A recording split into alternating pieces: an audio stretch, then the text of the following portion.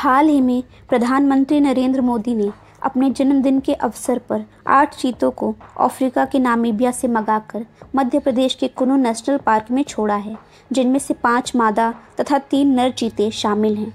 इन चीतों को टेरा एविया की एक विशेष विमान से भारत लाया गया।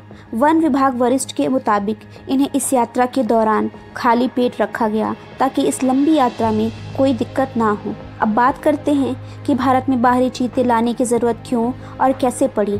जंगल का सबसे तेज़ रफ्तार वाला यह जीव अपनी बेहद ही खूबसूरत खाल की वजह से शिकारियों में आकर्षण का केंद्र बना।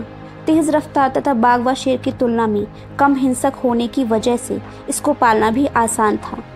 तत्कालीन राजाओं, जमींदारों और अंग्रेज़ों के द्वारा चीता तथा उनके शावकों का शिकार इतनी ज़्यादा मात्रा में किया जाने लगा कि इनकी संख्या धीरे धीरे विलुप्त होने लगी।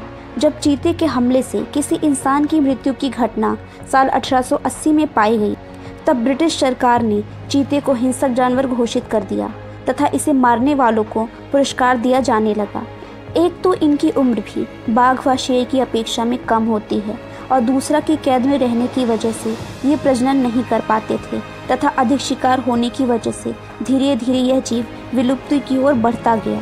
साल 1947 में छत्तीसगढ़ की एक छोटी रियासत कोरिया के राजा रामानुज प्रताप सिंह ने भारत के अंतिम 3 चीतों का भी शिकार कर लिया। तब भारत सरकार ने 1952 में चीतों को विलुप्त जीव घोषित कर दिया।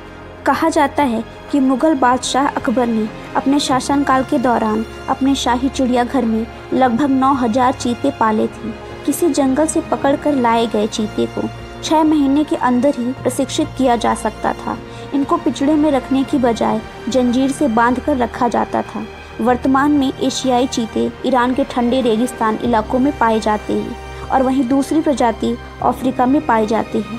भारत के चीते जहां झाड़ियों और जंगलों में रहते हैं, वहीं अफ्रीकी चीते विशाल मैदानी क्षेत्रों में रहते हैं। इसके पहले भी भारत सरकार ने 1970 में ईरान से चीते मंगाने की पहल की थी और बदले में ईरान को बाघ व शेर देने का वादा किया था, क्योंकि ईरान में चीतों की संख्या बहुत कम थी।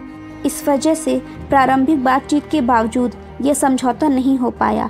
पुनः चीतों के पुनर्वास पर विचार कर इसे प्रोजेक्ट चीता का नाम दिया गया। प्रोजेक्ट चीता के तहत ही नामीबिया और भारत के वातावरण पर गहरी रिसर्च की गई, जिसमें मध्य प्रदेश के कुनु नेशनल पार्क को उपयुक्त पाया गया और तब जाके भारत में 75 सालों बाद 8 चीतों को पीएम नरेंद्र मोदी के द्वारा पुनर्स्थापित किया गया।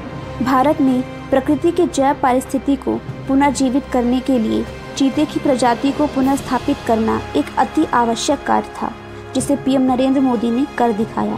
फ्रेंड्स, आपको कमेंट में बताना है कि चीते के बाद दूसरा ऐसा कौन सा जीव है जो लगभग विलुप्ति की कगार पर है।